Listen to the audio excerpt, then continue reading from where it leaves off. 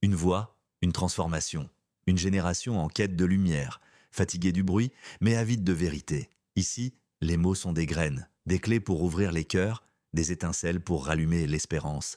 Entre la sagesse des anciens et l'urgence du moment présent naît un espace d'éveil, et à travers cette voix, je t'invite à penser, à croire, à grandir. Abonne-toi à nos pages Facebook, TikTok et YouTube, une voix, une transformation.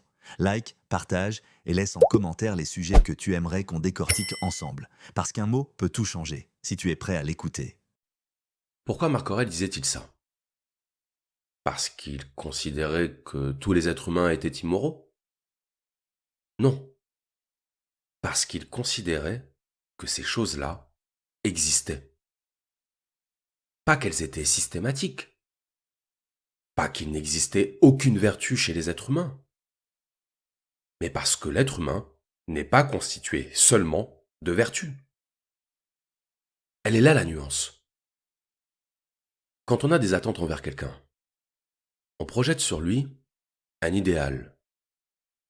Un idéal dont on sait pertinemment, quand on connaît un peu la nature humaine, qu'il n'est pas atteignable.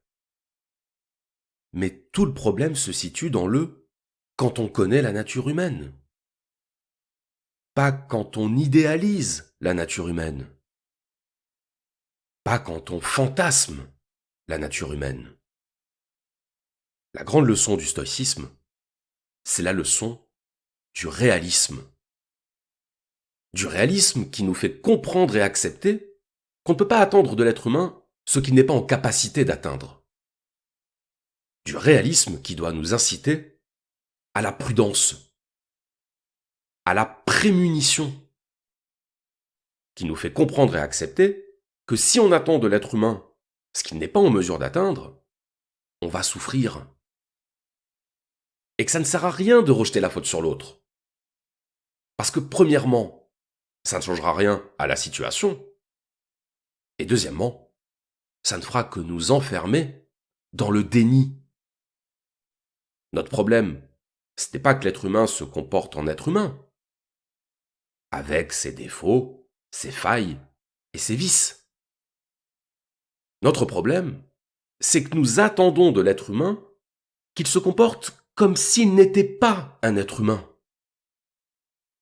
Comme s'il n'était pas soumis aux défauts, aux failles et aux vices.